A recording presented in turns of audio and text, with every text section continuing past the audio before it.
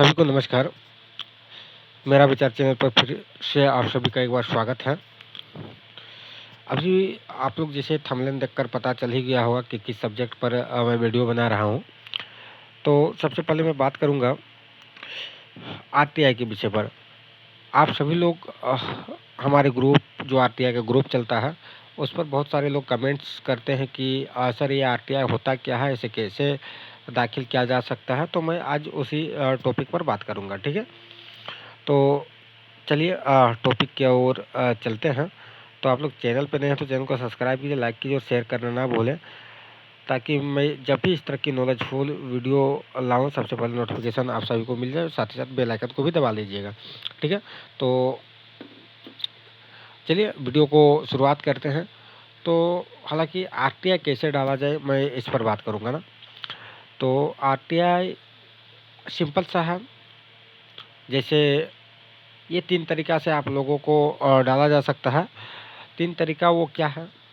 सबसे पहले इसको आप ऑनलाइन भी डाल सकते हैं और इसका फॉर्म भी मिलता है।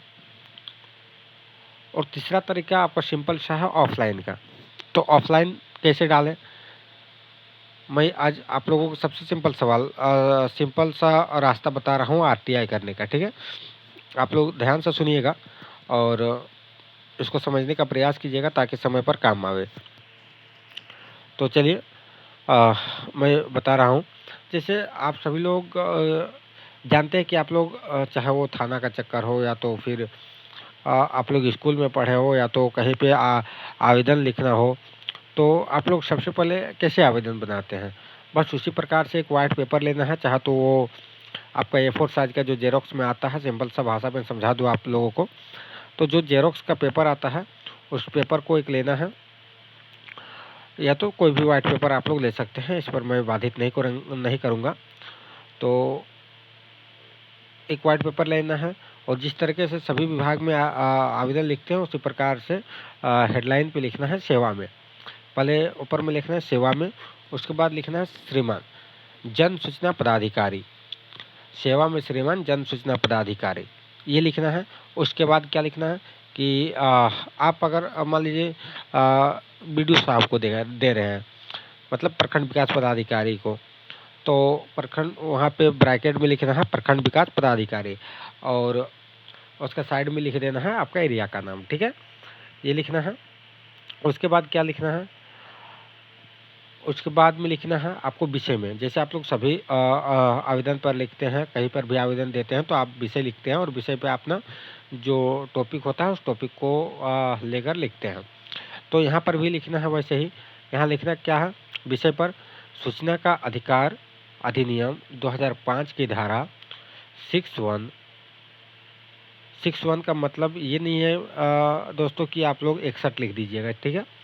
61 का मतलब ये है कि 6 पहले लिखना है और ब्रैकेट में 1 देकर ब्रैकेट को बंद कर देना है। तो इसी प्रकार से लिखना है 61 और 63 के धारा। आप लोगों को मैं एक बार फिर से मैं कंफ्यूज हो गया, ज़रा मैं फिर से आप लोगों को समझाने का प्रयास करता हूँ। सूचना का अधिकार अधिनियम 2005 की धारा 61 और 63 के तहत आवेदन, यही चीज़ आप लोगों को लिखना है विषय पर। अब क्या लिखना है? आप विषय को देकर अपना पूरा पता और नाम लिख देना है। जैसे आवेदनकर्ता लिखना है, उसके बाद आवेदनकर्ता नाम दे दीजिएगा अपना, उसके बाद अपना पता दे दीजिएगा। उसके बाद लिखना है, उसके बाद आप लोगों को क्या लिखना है कि महाशय आपके कार्यालय से संबंधित निम्न बिंदुओं पर जानकारी चाहिए। अगर उनके कार्यालय से संबंधित है तो आप इसको दर्शा सकते हैं, अन्यथा आप डायरेक्टली लिख सकते हैं कि महाशय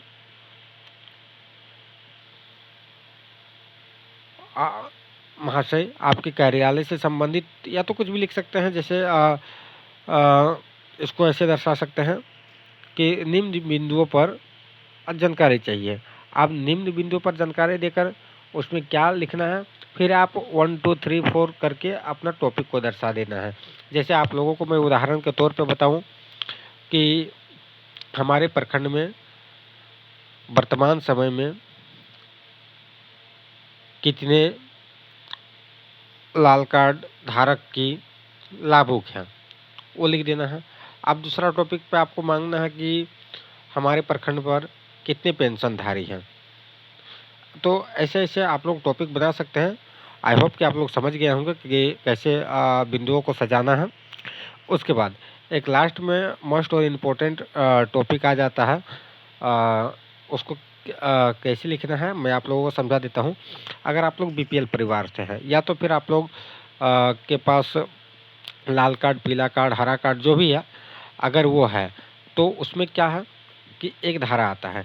एक धारा जो आरटीआई का धारा है, उसमें आप लोग क्या है कि पोस्टल ऑर्डर जो होता है, जैसे हम लोग कहीं पे आरटीआई डालते हैं तो एक पोस्टल ऑर्डर ज़रूरी है 10 रुपये का, जिसको हम लोग आईपीओ कहते हैं। अगर आप लोग डाल रहे हैं आरटीआई तो आप लोग को जानकारी होगा, या तो आप लोग अगर नए हैं, जो लोग वीडियो को देख रहे हैं उन लोग अगर नए हैं तो पोस्ट ऑफिस में जाकर मांगना है कि सर हमको आईपीओ फॉर्म चाहिए। तो वो 10 रुपया लेते हैं, एक आईपीओ फॉर्म आपको दे देंगे। तो उसमें क्या है कि उस आईपीओ फॉर्म का नंबर आपको नीचे पे दर्शाना है।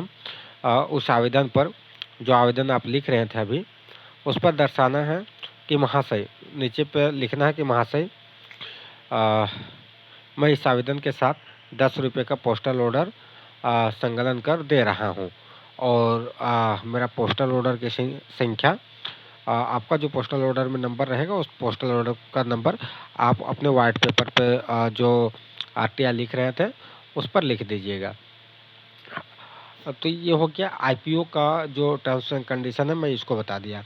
अब दूसरी बात है कि आईपीओ किसको नहीं लगेगी। मान लीजिए एक झमेला भी आ जाता है कि सर ये मैं आईपीओ लाऊं कहाँ से, और मैं क्या जाके कहूँ, ये संकोच भरी बातें आ जाती हैं। तो अगर आप लोग बीपीएल परिवार से है, या तो लाल कार्ड, पीला कार्ड, हरा कार्ड, जो भी ये सब कार्ड आप लोगों के पास है, अगर ये इस फैमिली से आते हैं तो ये आईपीओ फॉर्म आप लोगों के लिए निःशुल्क है। जी हाँ, निःशुल्क है। वो कैसे?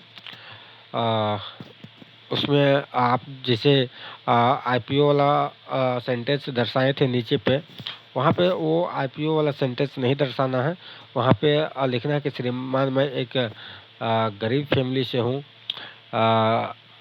या तो ये अगर लिखने पे आप लोगों को थोड़ा बहुत ख़राब लग रहा, तो ये सेंटेंस दर्शा दीजिएगा कि श्रीमान मैं एक बीपीएल परिवार से हूँ, और हमारी पोस्टल ऑर्डर की संख्या, पोस्टल ऑर्डर 10 रुपये का जो पोस्टल ऑर्डर था वो हमारे निःशुल्क है, और हमारा बीपीएल नंबर इतना इतना है, या तो लाल कार्ड, हरा कार्ड, पीला कार्ड का नंबर इतना इतना है।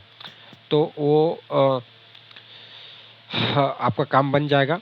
अब उसको क्या करना है कि उसमें अपना साइन करना है, नीचे अपना डेट बैठाना है, और उसको एक लिफाफा लेना है स्टोर से, या तो आप बाय हैंड जहाँ पे आपका प्रखंड विकास पदाधिकारी के कार्यालय है वहाँ पे आप बाय हैंड जाके दे सकते हैं, और वहाँ से आप रिसीविंग प्राप्त कर सकते हैं। दूसरा आसान तरीका आपके लिए ये है कि आप रजिस्ट्री भी कर सकते हैं उसको।